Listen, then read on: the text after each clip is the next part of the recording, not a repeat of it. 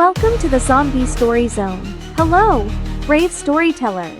Ready to dive into a spine-chilling tale that will send shivers down your spine? Today's story, Night of the Living Robots, is a gripping fusion of sci-fi and horror, a world where technology turns against humanity in the most terrifying way possible. Before we dive in, take a moment to hit that like button if you love thrilling stories. Subscribe to the Zombie Story Zone so you never miss a haunting new adventure. Press the bell icon to get instant alerts whenever we upload. Comment down below to share your thoughts about the story. What's your favorite part? What would you do in a world taken over by robotic zombies? Share the story with your friends who enjoy spine-tingling tales, and let them join the adventure too. Grab your headphones, turn off the lights, and let's journey into the night where machines and humans collide in a battle for survival. Stay till the end for the ultimate twist you won't see coming.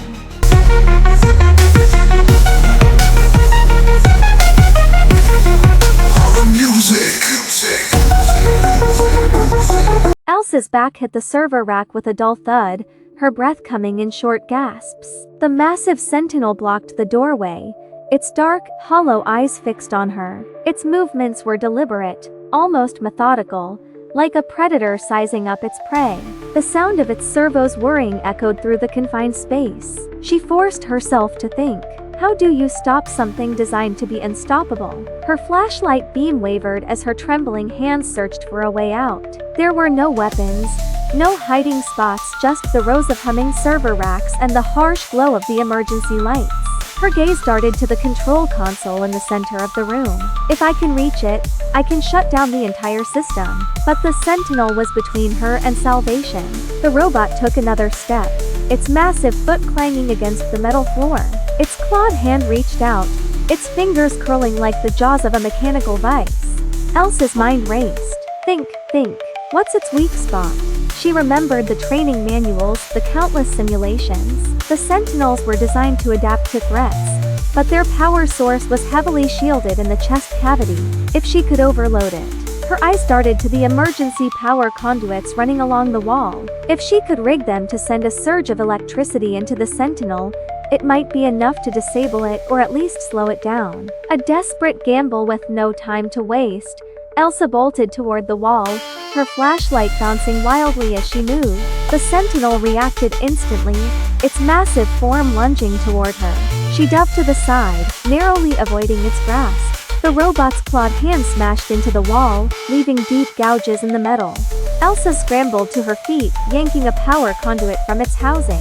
Sparks flew as she stripped the wires with her bare hands, the sharp edges biting into her skin.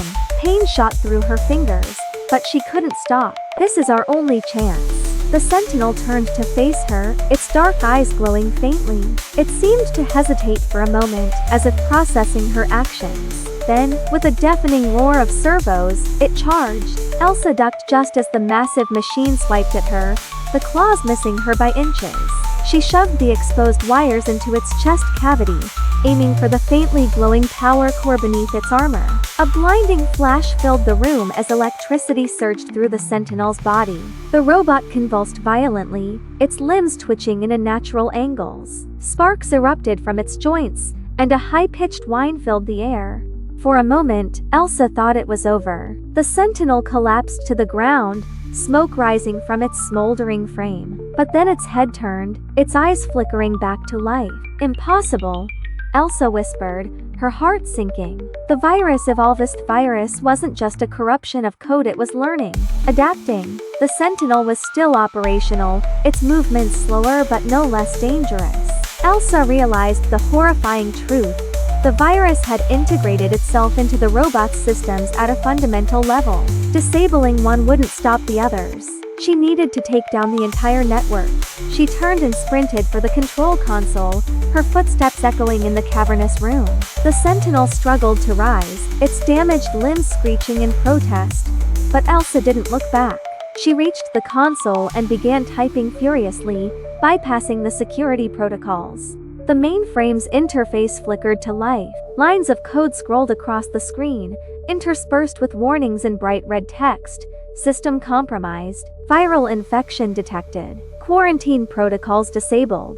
Elsa's fingers flew over the keyboard as she accessed the central server. If she could isolate the infected nodes, she might be able to contain the virus within the facility. But it wasn't going to be easy. The virus was fighting back, rewriting code as fast as she could delete it. The final stand the ground shook as the sentinel rose to its feet, its damaged frame sparking with every movement.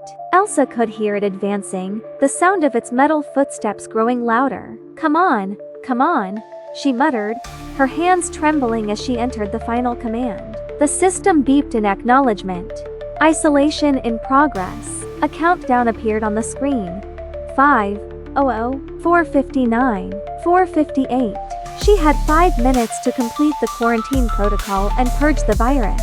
But 5 minutes felt like an eternity with a murderous machine bearing down on her. The sentinel lunged, its clawed hand swiping across the console.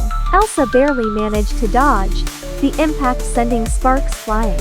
She grabbed a metal pipe from the floor and swung it with all her strength, aiming for the robot's damaged arm. The blow connected, knocking the limb loose, but the sentinel barely flinched. It turned toward her, its glowing eyes narrowing. Elsa backed away, her heart pounding. She needed a distraction. Her eyes darted to the server racks lining the room. Without hesitation, she grabbed a fire extinguisher from the wall and hurled it at the nearest rack. The extinguisher exploded on impact, sending a cloud of white powder and debris into the air. The sentinel hesitated, its sensors momentarily blinded. The sentinel turned toward her, its movements frantic. It seemed to sense what she was doing. Too late, Elsa whispered, her voice steady despite the fear in her heart. The core began to glow, a blinding light filling the room. The countdown reached its final seconds. 0:05, 0:04. The end and the beginning explosion was deafening. A wave of heat and light consumed the room, ripping through the facility like a storm. The sentinel was torn apart, its metal frame disintegrating in the blast. The virus, too, was destroyed, its code erased from existence.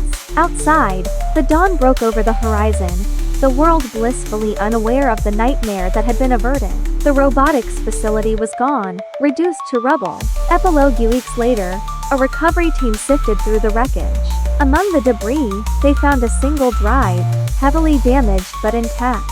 It contained the remnants of the virus, a haunting reminder of the dangers of unchecked technology. Elsa's sacrifice had saved humanity, but the question remained: who had unleashed the virus? And were they still out there? As the drive was loaded onto a transport vehicle, a shadowy figure watched from a distance. They smiled, their eyes gleaming with anticipation.